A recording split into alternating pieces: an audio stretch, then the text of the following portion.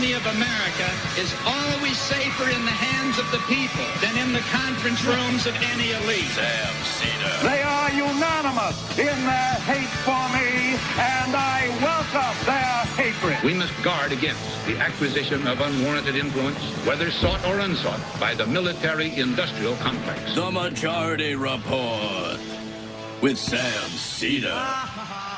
Ever get the feeling you've been cheated?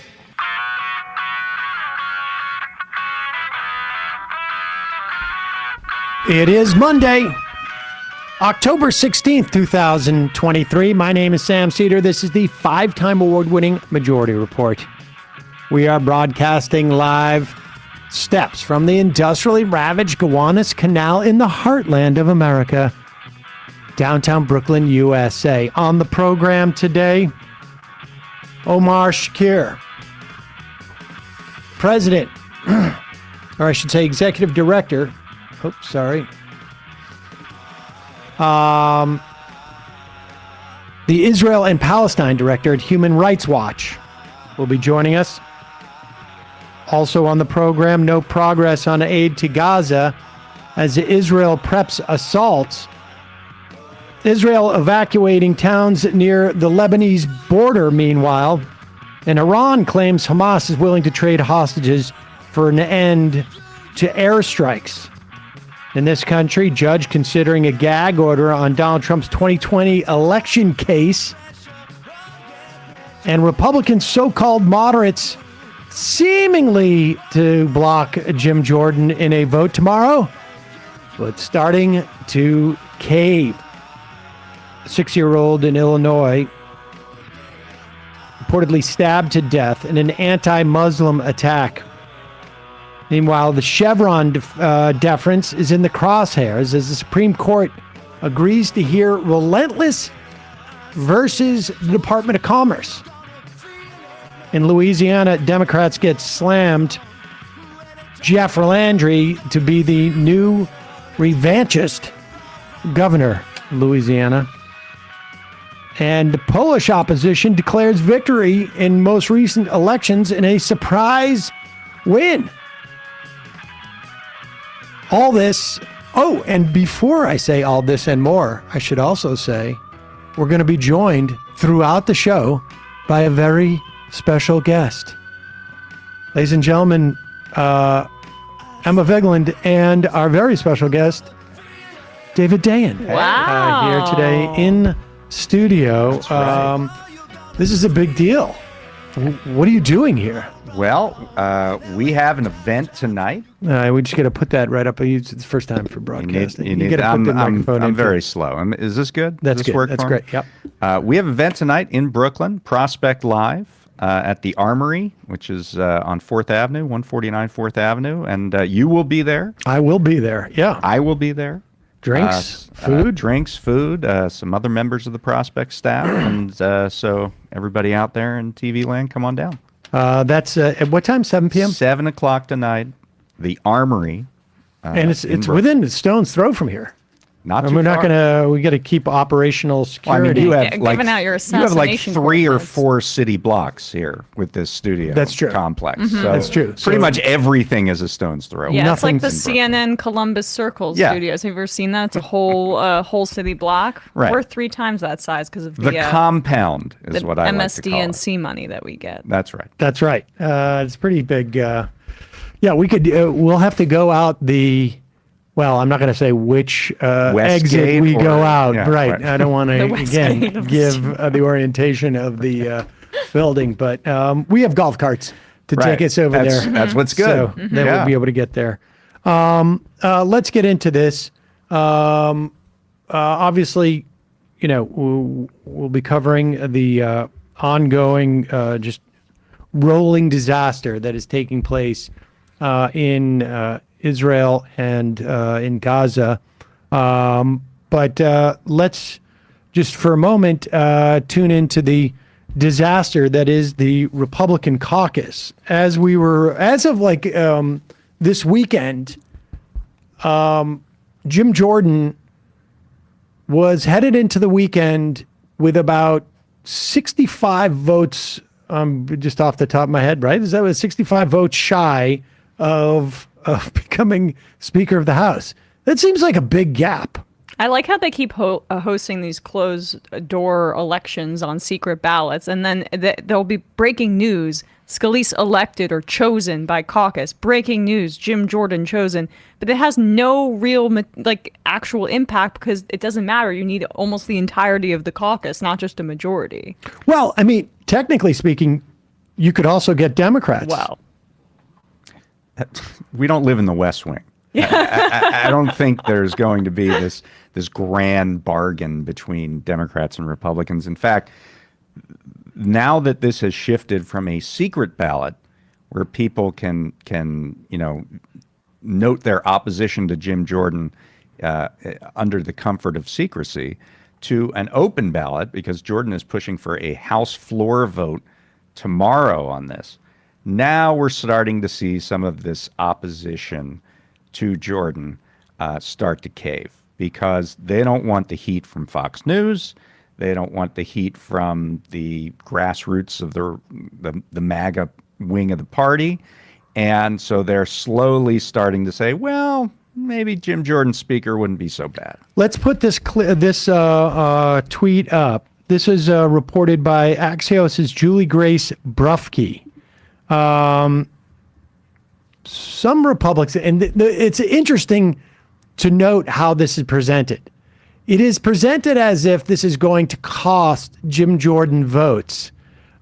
She said moderates are growing increasingly irritated with the tactics Jordan allies are using to pressure them into voting for him, with one member noting the Hannity show, and by this I mean the Sean Hannity show, has gotten involved in the efforts in sending potential defectors the email below. And I guess potential defectors are people who, I mean, they're not really defecting. They never seem to have voted for him in the first place. I never fected in the first place. Exactly. But this is actually, it's from Stephanie. Do you want to read it, sure. Emma? Well, because of, hello, Stephanie from the Hannity show with Fox News. Sources tell Hannity that... Pause it. Can I just say, I like how she doesn't even say, this is, or hi, it's just...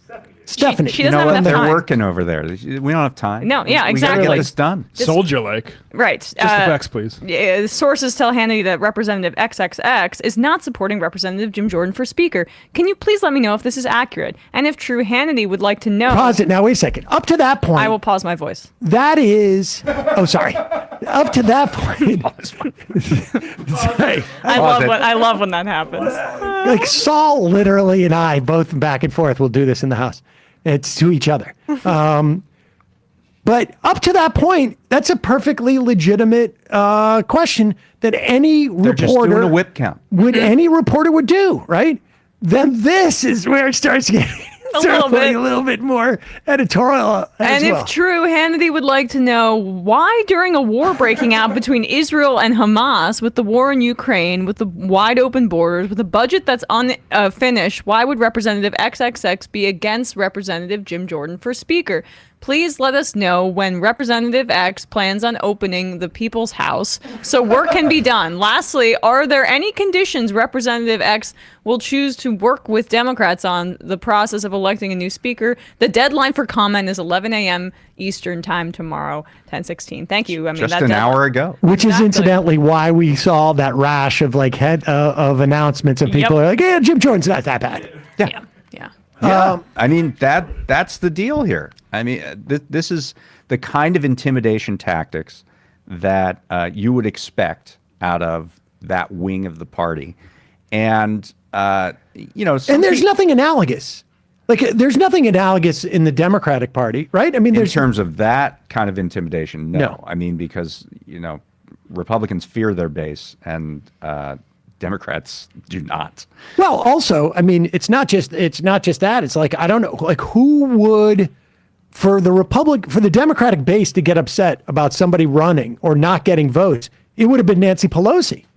Well, I mean, she was she had 60-70% support when she ran for, If you didn't disintegrate the left, this would be from you. No, that's true. That's true. But I mean, there is no equivalent between equivalence. Like, we don't have a Sean Hannity. Right, who's doing the work for Trump here. I mean, we know from the January 6th investigation that they're in very frequent communication, Trump's team and Hannity's team. And of course, Hannity Trump wants Jordan. And Trump endorsed Jordan at the beginning of this process. And he doesn't like the fact that there are members of the House Republican caucus that are defying him. Right. So the fact that this is an open vote, that you will have to put your name to it, is going to make it very hard, I think, as we're seeing, for some House Republicans to just say no. Okay, so let's say... So who do we have that came out today?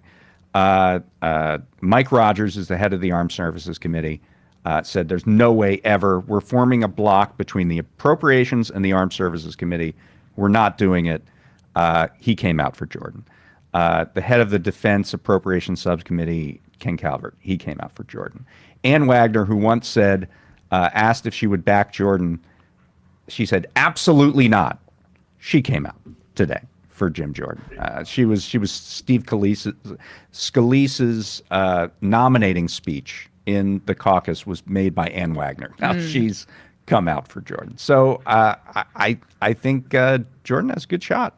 Do you think there's, if there's any holdouts, who do you assume they'll be? Well, now you get down to the ones in the Biden districts. Exactly. Right. These are 18 Republicans who are elected in districts that Biden carried. 3 in New York? I think Is it 5. 3 or 4? Or 5 in New York. I guess that would make sense. And then maybe as many in California? More? Yeah, something like that. And it remains to be seen how much they want to hold on to their jobs. It's also sort of shocking to me. But do they want to hold on to their jobs in the primary? That's right. The thing. There's no question that there are already whispers going out to these guys. If you vote against Jordan, you're going to draw a primary challenger, and that's going to be hard for them to deal with. And what do you think about the motion to vacate Jordan's? Do you think that the caucus broadly recognizes that the inclusion of that in any agreement to elect speaker is disastrous, given what they just went through? I don't see any movement to change that really? At this point. That's fun for us. As I said last week, in the future, everyone will be speaker for 15 minutes. Right. As at least Andy in the Warhol Republican said. caucus. Yeah. Democrats, I would imagine, should be rolling out ads in those 18 districts right now, talking about Jim Jordan as as one of the January 6th, sort of like, I don't know if you call him a planner, but he was certainly like very important in the execution of the whole thing. And also, there is actual testimony of like grown men talking about Jim Jordan and what he did, and Jim Jordan calling them, begging them not to reveal. I saw some exchange with Brennan. Do we have that exchange where she asked one of these guys on CBS about Jim Jordan's problems with in terms of not reporting this sexual predator with his wrestlers, and the guy just lied. He said that's unproven. Nobody's ever testified to that fact. We played the footage. That's not sustainable. If they know that if you have to tell a lie, that none of that exists, eventually it's going to get out there, right? There's this incredible cross pressure among this small handful of House Republicans who have said, we'd rather not Jordan for speaker. What you're going to face in a primary versus what you're going to face in a general election, what you're going to face sort of on a daily basis from Fox News and from the Republican noise machine versus what you're going to face in, ads from Democrats. It's an impossible position for a lot of these people. And usually if you kind of look at sort of the iron law of institutions, usually what matters is your status within the institution. Right. And that would tend towards they're going to cave, they're going to make Jordan speaker. they'll deal with the outside pressures after that. But if they're well set within the institution, that sets them up for their career after Congress, right? If they were a team player. Maybe it is still a pretty high mountain to climb to convert essentially 62 people, I think. But he's off to a pretty good start this morning. Do you think, lastly, Kevin McCarthy retires right away? I mean, here's my thinking, is that Jim Jordan increases the likelihood that the Republicans lose the House. Right. And if I'm Kevin McCarthy and I've got an offer and I know like I could go and try and raise all this money to keep Republicans in office, but it's not going to work. I already have good a relationship with a certain percentage of these guys. My value to K Street over the next year is going to be exponentially more than the following 2 years if they're out of office. I mean, that's true. McCarthy's been a good soldier with Jordan and vice versa. I mean, the whole McCarthy scene right now for the last couple weeks since he's been out, where he's just kind of been like the guy who didn't get picked for the pickup game, but he's just kind of waiting for an injury. He's just like sitting around like, hey, if you need me, I'm working out. Right. I'm ready. I'm ready at any moment to come back in and be speaker. And I think right up until the moment that there's actually a speaker, he's going to continue to do that and make himself ready. But after that, the calculus makes sense. I mean, it does make sense that, particularly with Jordan, where he does have this good working relationship, he would be a very valuable commodity on K Street. Yeah, and it's going to be fun to, and of course, then, theoretically, it might make the margin of error tinier and increase his value to K Street because he can maybe theoretically sell I'm going to hold that together. That's a good business plan for Kevin McCarthy. But we'll see. Mm-hmm. In a moment, we're going to be talking to Omar Shakir. He is the Israel and Palestine Director at Human Rights Watch. First, a word from one of our sponsors. It's back to school time. I have a child at least 50% of the time. I have another child, but she's not with me. She's at school.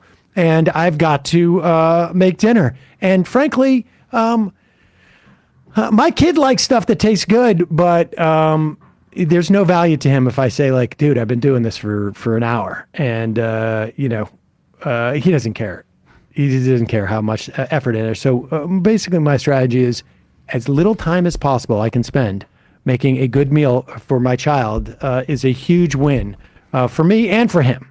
And that is why of all the food services that send you the ingredients, I like HelloFresh the best because, and this isn't necessarily their pitch, this is mine. They have stuff that will take 15, 20 minutes, like full-on meals. I made a chicken bowl with yellow rice, and then there was some type of white sauce. I don't remember what it was, but it was delicious. And it took me 15, 20 minutes to make the whole thing.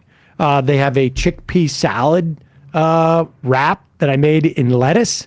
Very nice. So I feed my kid vegetables. He likes it, but it takes 8 minutes to make that.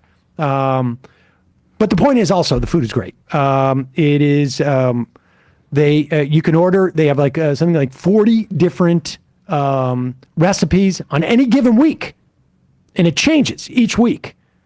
And they send you all the ingredients. The great thing too about HelloFresh, which I've found, is there's no food waste. It's the portions are perfect. And right now they are giving our audience 50% off. I love cooking with HelloFresh, and I want to thank them for supporting the Majority Report. Go to HelloFresh.com/50majority, 50majority. Use the code 50majority for 50% off plus free shipping. They also have I guess they call it a marketplace where you can add on stuff. So you're not just getting meals, but they have snacks. They have, all sorts of different other stuff that you can get. So you're doing part of your shopping, but it's less expensive particularly in New York City, than certainly takeout by far. But even I find grocery shopping, I'm saving money.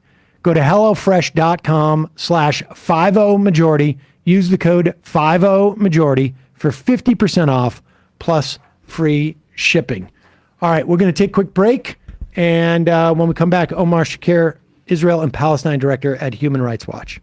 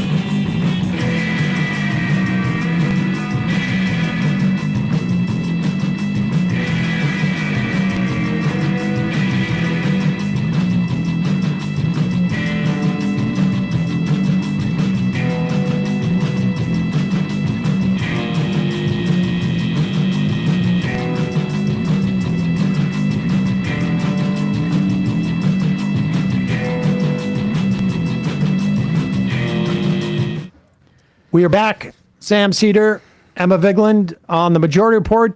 Joining us is Omar Shakir. He is the Israel and Palestine Director at Human Rights Watch. Omar, thanks for joining us. Thank you for having me. So let's just start so that people understand the context of this. I mean, obviously, folks are aware and have heard the stories, and I want to get the latest news that you've heard coming out of Gaza. But I don't know if people fully understand what Gaza is. Like, how did Gaza become Gaza? Well, thank you for asking that question. I've done dozens of these interviews and nobody starts with that. So thank you. So Gaza is a 25 by 7 mile strip of territory that's currently home to about 2.2 plus million Palestinians. 70% of the population are refugees who were forced out of their homes or expelled in 1948. They came to Gaza. They've been there ever since then. Since 1967, the Israeli government has occupied the Gaza Strip. They have maintained control over the Strip. They did so through direct military rule until 2005. And since then, they've exercised primary control over Gaza through control over the movement of people and goods, through control over the airspace, the water space, control over the population registry that issues IDs, and many, many other levers. Since 2007, the Israeli government has imposed a closure or a blockade on Gaza. So it's a generalized ban on travel. Nobody can enter or exit absent narrow humanitarian exemptions. And they've also been sweeping restrictions on the movement of people, of goods, and all of which has contributed to a reality before October 7th, in which 80% of Gaza's population relied on humanitarian aid. Human Rights Watch has also concluded that the closure of Gaza that I mentioned is unlawful. It violates international law. And we found that Palestinians, including the population of Gaza, are suffering from the crimes against humanity of apartheid and persecution imposed by the Israeli government, as well as we've documented numerous abuses by Hamas authorities, who have become the de facto control over Gaza since the 2007 split with Fatah and the Palestinian Authority. And we found they've also committed serious crimes, including vis-a-vis Palestinians in Gaza, arbitrary arrest and torture of critics, opponents, and dissidents. All right, and just to be clear, so I just want to, because I mean, I've had many conversations with people, and there's a reason why they call Gaza like the world's biggest open air prison, and a lot of people just don't have an awareness of this, did not know. I mean, Gaza existed. There was a Gaza city, but But in 48, many of, I think it was 5 towns were essentially of Palestinians were essentially made refugees and went into Gaza. And so when we say 70%, but half are under the age of 18, it is children of descendants of that era. So 70% of the people are there because they were made refugees with during what is known as the Nakba, or from the Israeli perspective, they're essentially cleansing those towns of Palestinians. And also, to be clear, I just want to, and before we go to where we are presently, and we've been joined by David Dayen through the wonders of technology, we've expanded that window. But in 2000, when the Israelis unilaterally decided to end their occupation, and they basically did so, it was a rather surprise. It wasn't done in coordination with anybody on the ground. That would, it's, I think people can understand, very difficult to build a civil society when you go from being fully occupied to not, virtually overnight. The Bush administration was really pushing, the George W. Bush was really pushing for elections at that time. And if my understanding is that largely the Palestinian leadership was like, we need time to build up something here, because Hamas, in addition to having this, militant terrorist wing, also was providing social services in many respects. And for people who are completely without options, if someone's handing out food and your kids are starving, that's who you take it. Will you just walk us through that sort of dynamic at that time as well? Yeah, and I just want to correct one thing. Your statement was right on point. I would just say the occupation didn't end in 2005. Actually, the ICRC, the International Committee for the Red Cross, the UN, states still consider Israel to be the occupying power in Gaza by virtue of their control. But basically what took place, and this was during Ariel Sharon's reign as prime minister, is he made a decision unilaterally to withdraw the about 8,000 settlers that were living in the Gaza Strip at the time, and to withdraw the ground forces that were operating in Gaza. So instead of directly militarily ruling over people and having a settler population as they do in the West Bank, they went to a different model of sort of controlling Gaza from the outside. Obviously, Egypt retains control over its crossing, with Gaza, but has been operating in coordination, with Israel. So to answer your direct question, what took place here, and this was said by Sharon and his advisors at the time, is they made a decision primarily around control of demography.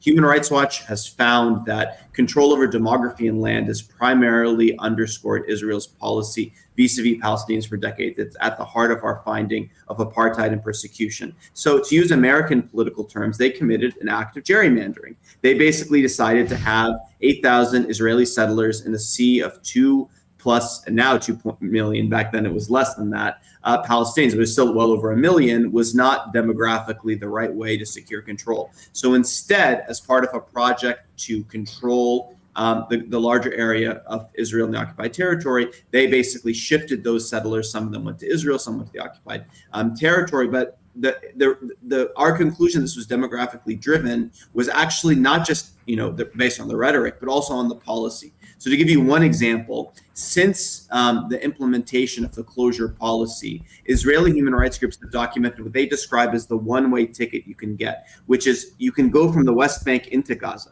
For example, if they're not easily, by the way, there's generally a prohibition on movement. But in the few cases in which, for example, families have been allowed to reunify, or where there's been moves of populations between West Bank and Gaza, it's only gone in the direction of Gaza. It's virtually impossible to get a permit to go from Gaza to the West Bank. Even if you're a football player, we've documented this with a match in Ramallah, or you're an artist that has an art exhibit, it's virtually impossible. And the Israeli government has been explicit in its policy documents, the army saying that that's basically presumptively not allowed for policy reasons. And the Netanyahu government has said this. So I think it's important to understand, and this has been documented by human rights groups, essentially Gaza as an act of population and ethnic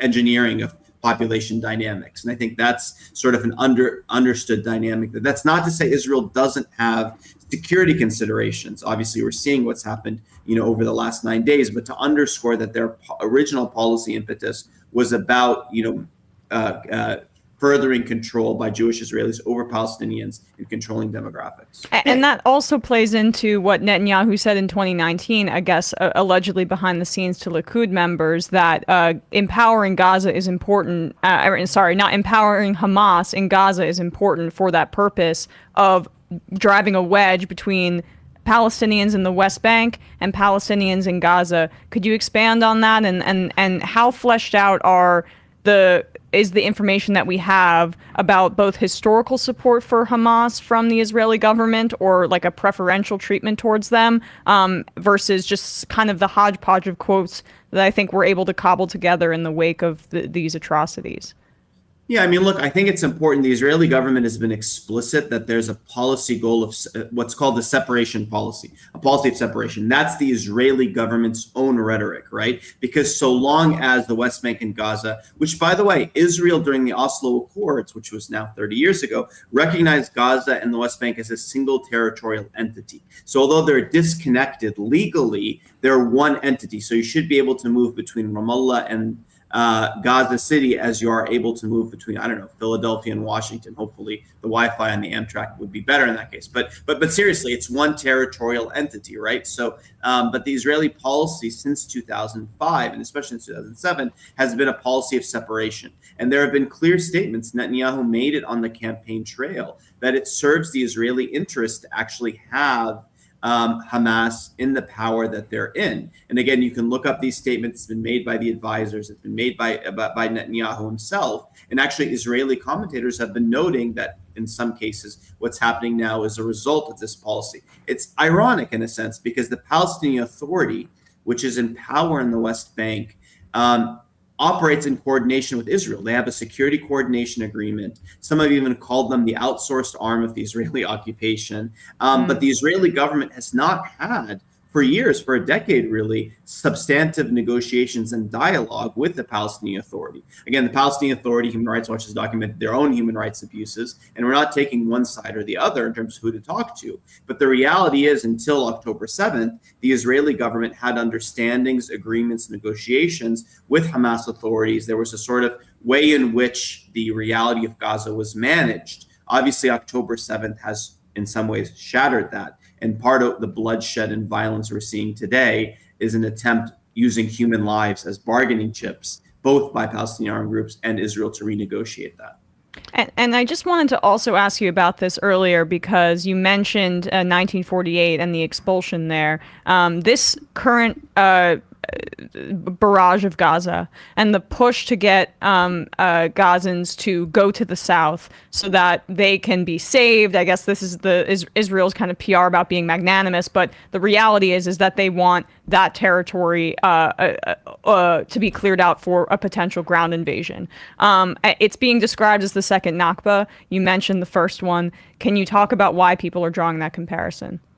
Yeah, I mean, people are drawing that comparison because in 1948, Palestinian communities either fled or were expelled with the prospect of the Israeli military, or if it was before the formation of the state in mid-1948 by Jewish paramilitary groups, of coming to invade their communities. So many of these populations, as was noted, are the same ones now living in Gaza, and they're being asked again to pack their belongings, to leave with an impending Israeli military with, first of all, no safe place to go. Gaza is still sealed on all sides, no safe way to get there, and no indication of when they'll return home. You've seen the harrowing images of people with their life possessions on their back leaving. So for many of them, this harkens back to the memories of 1948. By the way, they were never allowed to return to their homes over 7 decades. So the idea that, and as was noted again earlier, it's not just those people, it's their descendants, right? Their children, their grandchildren, in some cases their great-grandchildren, that are now facing this very same fate. So for many of them, and again, they're doing it not in a vacuum. They're doing it in which there has been relentless Israeli bombing of the Gaza Strip. More than 6 100,000 plus bombs by the Israeli army's own admission dropped on Gaza, some of which have reduced blocks, neighborhoods, homes to rubble. It's killed hundreds of civilians, hundreds of children. It's unspeakable, the horrors that are there. And let me just say, in concluding this point, that the Israeli government has given indications and signals that it is planning even more, that it is planning mass atrocities, because it is talking about the entire population of Gaza being responsible for the heinous crimes committed, by Hamas. And when we talk about evacuating an area, we're not talking about a neighborhood block. We're talking about half the Gaza Strip, home to more than 1 million people, including Gaza's, effective largest city, including its main hospital. It is just, we're at a moment in which really we're facing a prospect which seemed unfathomable of large-scale atrocities in short order, and it needs to be stopped.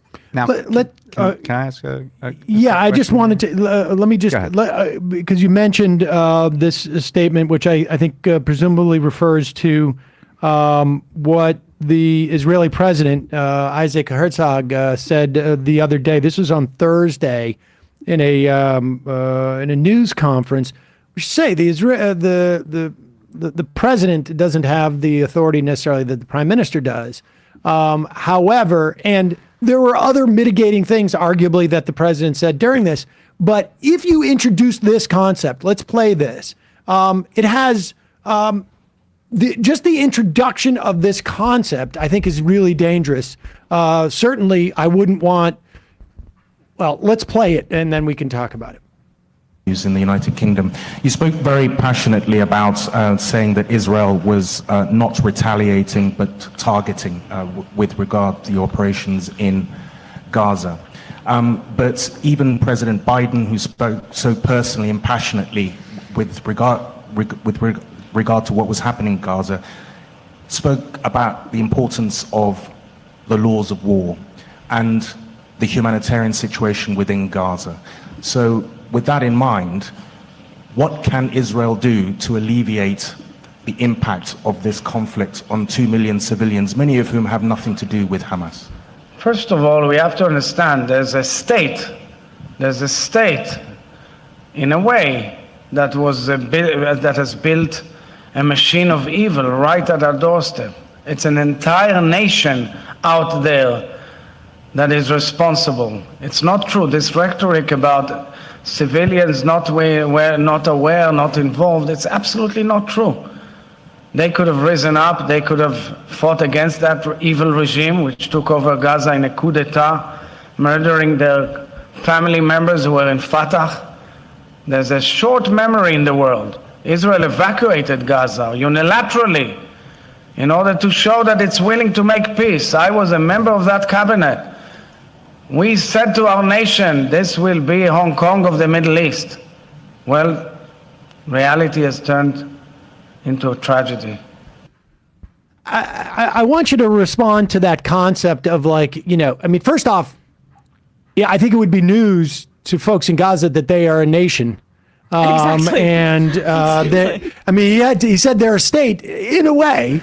And the in a way part is that they have none of the things that you need to provide for your citizenry, like an ability to control your economy, et cetera, have control over your electricity. Have elections for the, not just 18 years after. But the idea of an entire nation of all the civilians being responsible in a non-democratic situation, it is the case, I think, that like a plurality of people in polls support Hamas.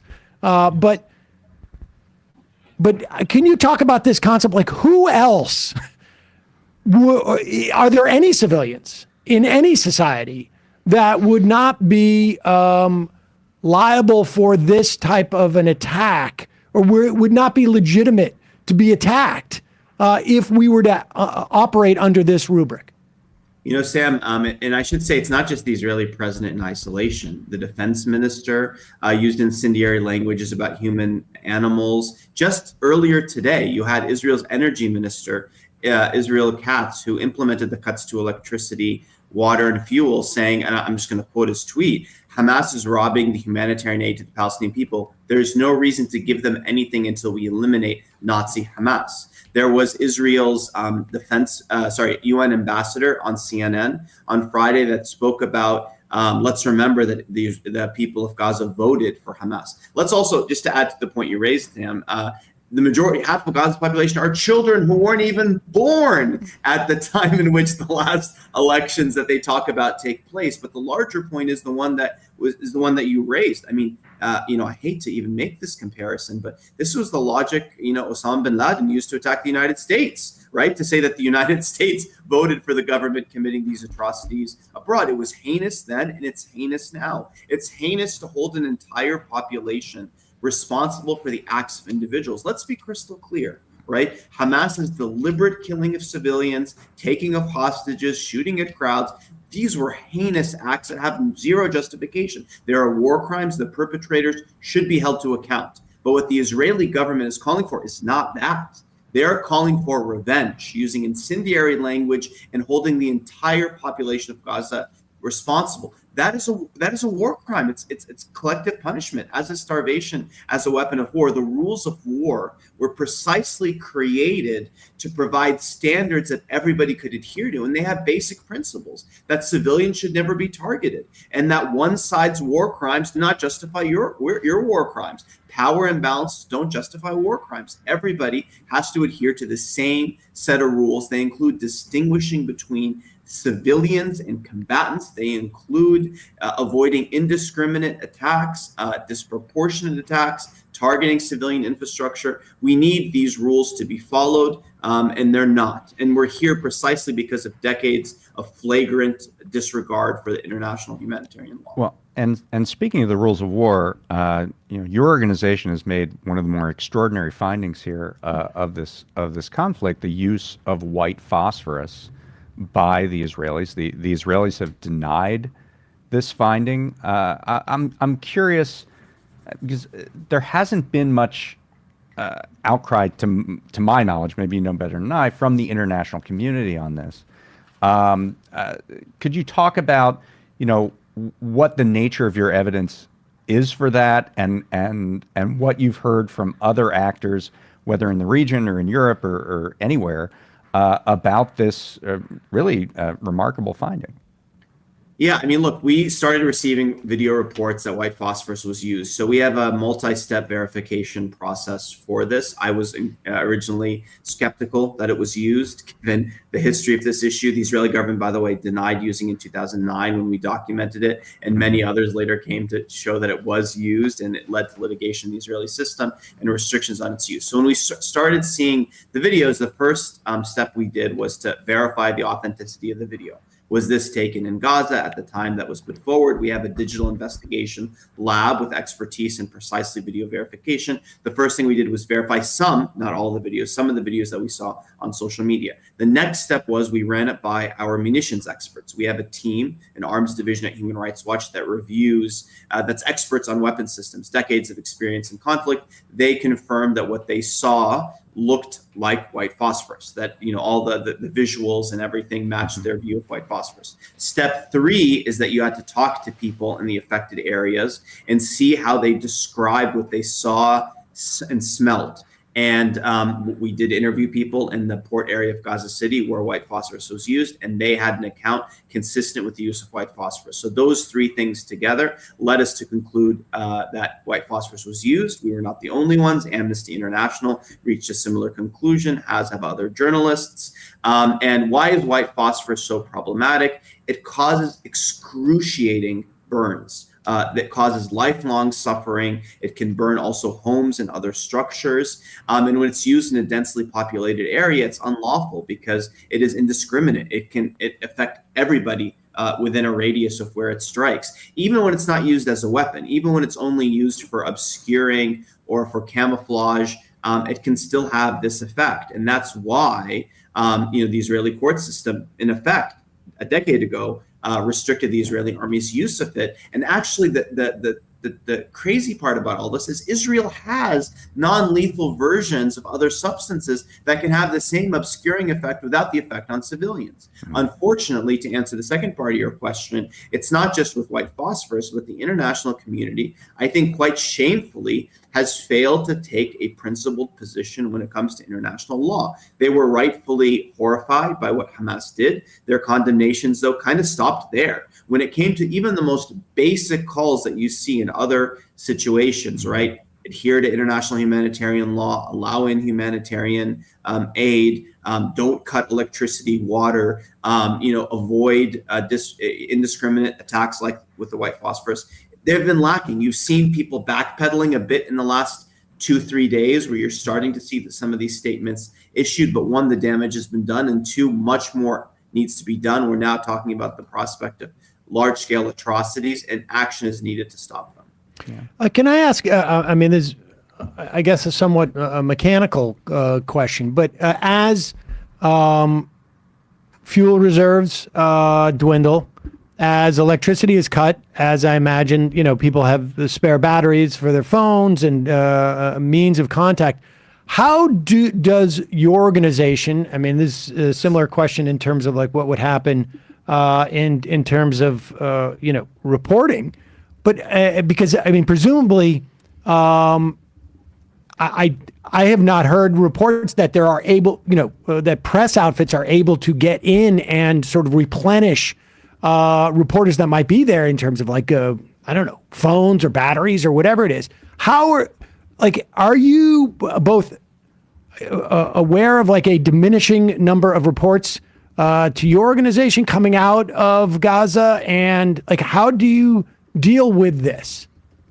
It's you flagged a huge issue. There's no foreign journalists they're getting in. There have been, according to the Palestinian Journalist Union, I think 11 Palestinian journalists that have been killed so far in the process of this 9 days. So, even Palestinian human rights groups on the ground, who we often rely on and partner with in their documentation, they've issued urgent alerts the last several days that for the first time in their history, they're not able to do their normal documentation because their field workers are running for survival. They're trying to, feed families and survive relentless bloodshed. So not only are foreign journalists not in, not only do local human rights groups not have access. By the way, human rights groups, since Human Rights Watch, since 2008, the Israeli government has let us in one time. Foreign staff. We have local staff, on the ground. So it's incredibly difficult for us to, get information. So, and as we speak, for example, the generators that people are relying on for backup power, those are running out of fuel.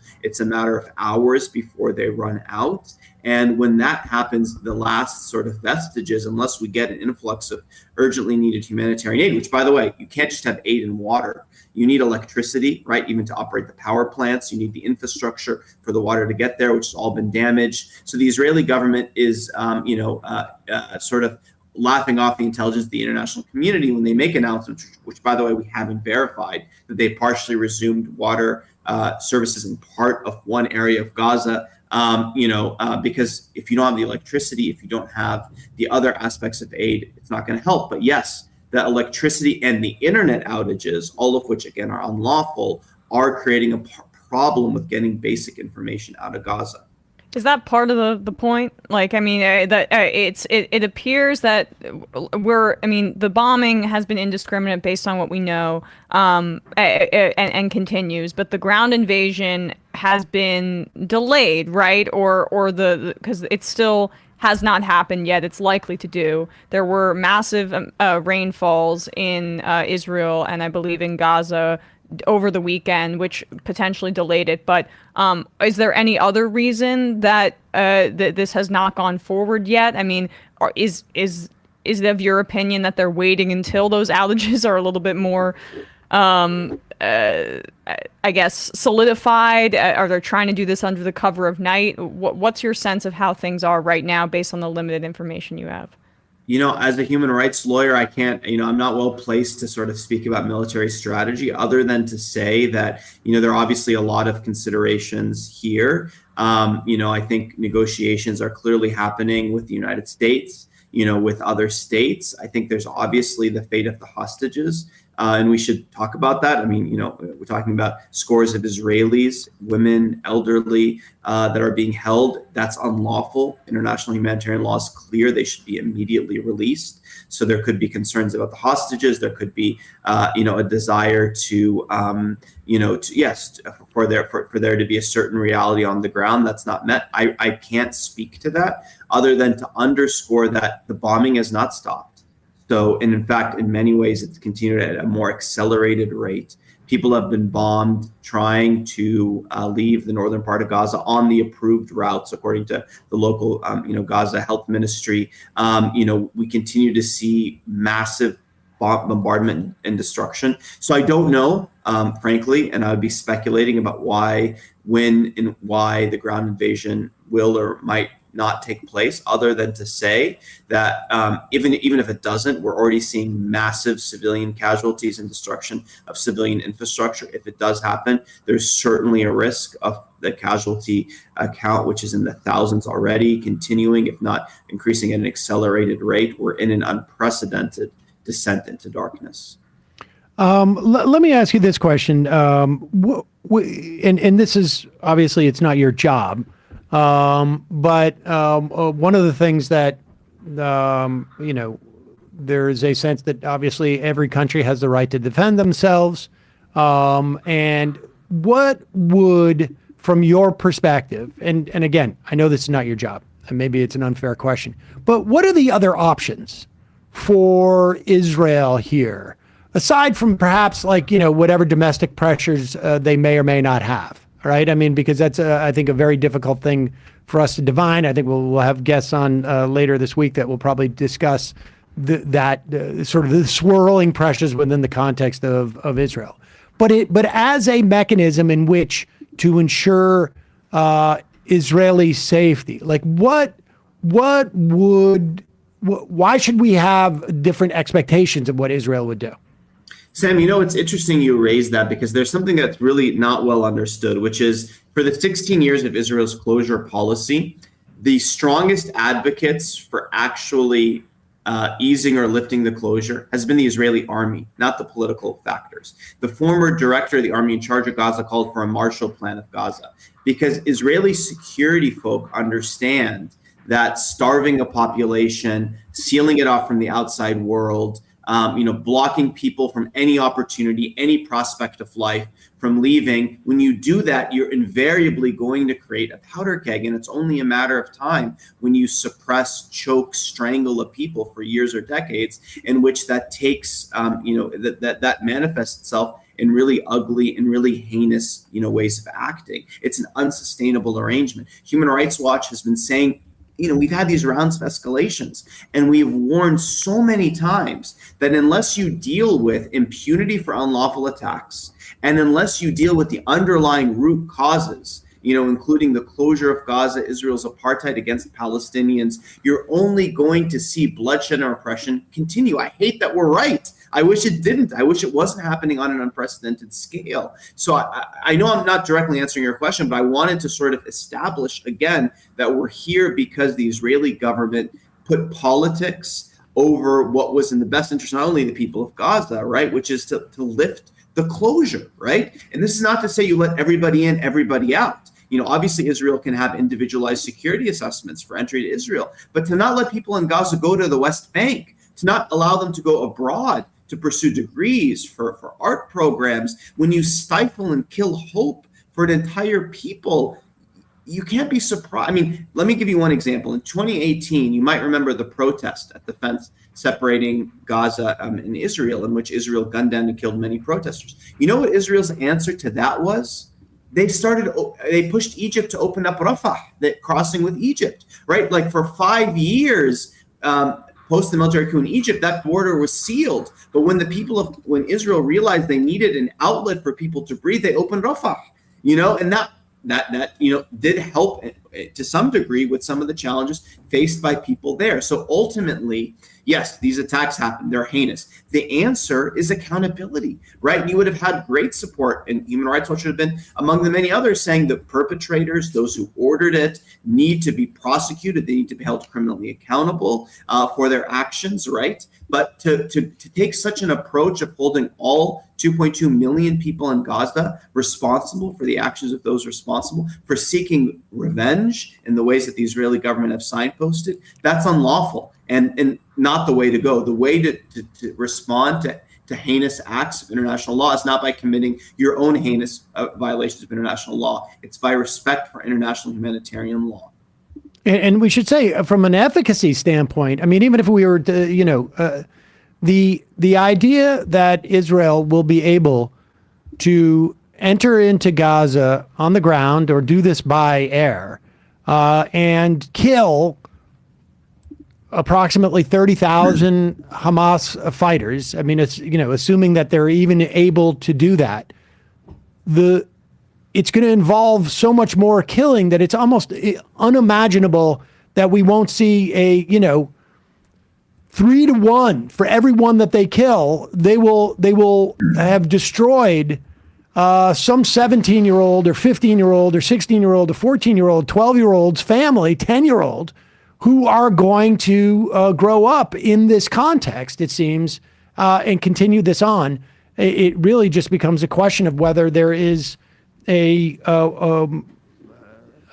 guess a will to sort of do something different for a change in this, sort of situation. I don't have any illusions, but we really appreciate your coming on. Omar, is there anything else you think that we should know going forward at this point?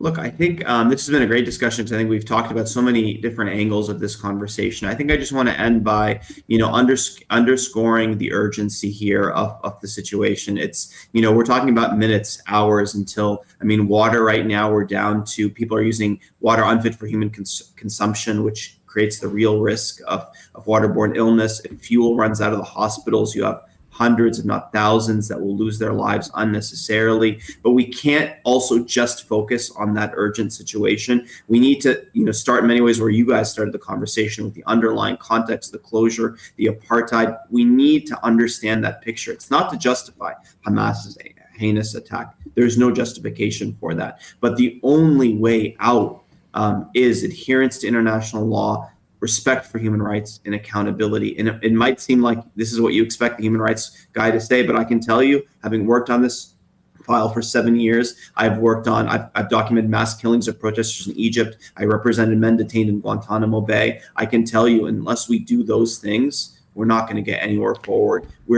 Today, as we speak, we could be we could be a short way away from large-scale atrocities at a scale we haven't seen. We have a chance to stop them. Raise your voice to do that. And along those lines, apparently members of Congress, including Cori Bush and Tlaib and Carson and Lee, Ramirez have called for a ceasefire.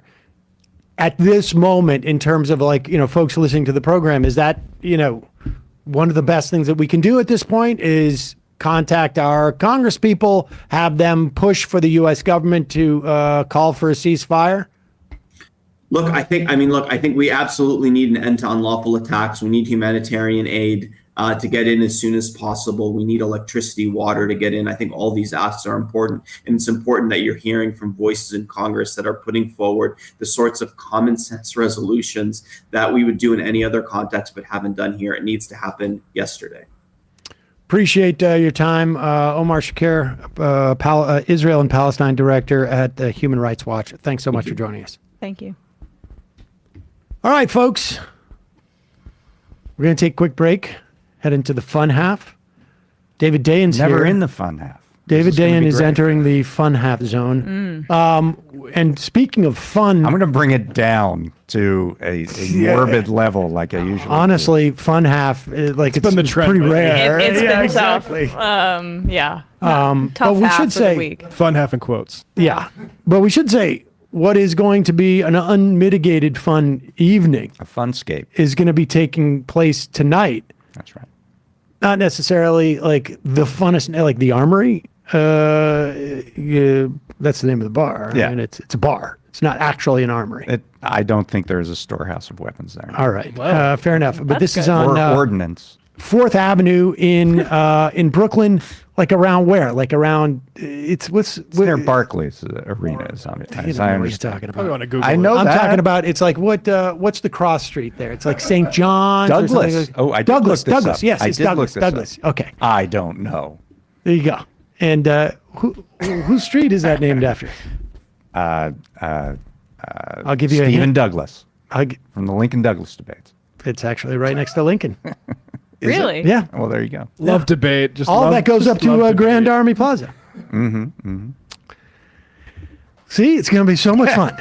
So much There'll fun. be debates fun like fact. this about the derivation of street names. Yeah, That's most of the night. 7 p.m. We got a whole street name list. 7 p.m. We're Who's gonna be there?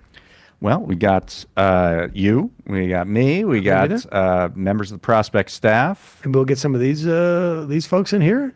Absolutely, and hopefully the people watching here at home that are in the area. Yeah, in the come by. tri-state area. Yeah, come by. It really, you could be as far you could be in northern Vermont and still make it if you can got make your it by car right if now. you left now. Yeah, Yeah. but you missed the fun part of the show. So No, you can listen. You can stream it in your car. oh well, there you go. Folks, it's your support that makes this show possible. You can become a member at jointhemajorityreport.com. When you do, you not only get the free of commercials, but you get the venerated fun half. And also you get to I Am the Show via the app. It opens up, what is that called when you go to another level of Tier? No. Matt, what is it called when you go to another level of a video game? Opens up powers. What is it like? A level up. Yeah, you level up. You can level up in the app by becoming a member, and you can I Am the Show. Also, don't forget justcoffee.coop, fair trade coffee, tea, or chocolate. Use the coupon code majority, get 10% off. You ever use Just Coffee? You ever had it?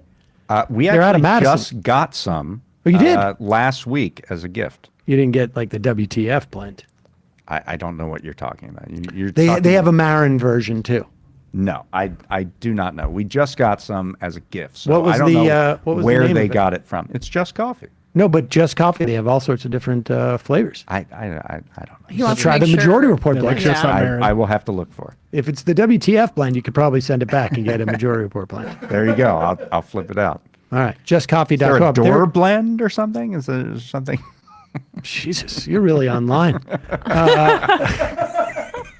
This stuff is so great. Wait till he finds out it's a co-op. Identity politics. There's some mRNA in there. That's Yeah. right. That's right. Door Exactly. blend. Yes. Yes. It builds your immune system and vaccinate yourself from bad coffee. Justcoffee.coop. Emma. Ah, gosh. Yeah, ESPN, week 6 in the NFL, final NFL teams. Let me tell you this. Yeah, the Patriots are falling Saul apart. and I are going. We have tickets to see the Patriots and the Giants. Oh, that's going to be a horrible game. November 26th. Sounds Yeah. awful. I mean, I don't have the heart to tell him. Like, dude, Well, the thing is, the Giants we're are in really like bad Lisa too, Olsen so era territory. if I were to pick now, I think the Giants actually do win that game, but they're both terrible teams. So horrible. So I mean, it'll be an experience. There will be a lot of Pats fans there. It'll be fun. Yeah, I know. I'm gonna have fun. Yeah. It's just gonna be bad football, but he's not sophisticated enough to know. Yeah. Just to go for the Just ambiance. tell him it's the Super Bowl. Well, he's not that Oh, unsophisticated. okay. No. Matt, YouTube.com/ESPN show today at 4 p.m. Matt, Yeah, Patreon.com/Left Reckoning. David Griscom and I talked about part 2 of the Communist Manifesto, Proletarians and Communists. And tomorrow we'll be having a guest on to talk about the nursing strike over in Jersey. all right, quick break, then we'll be in the fun half.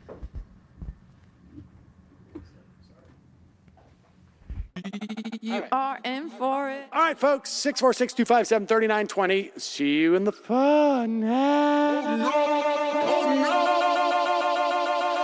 Are you ready?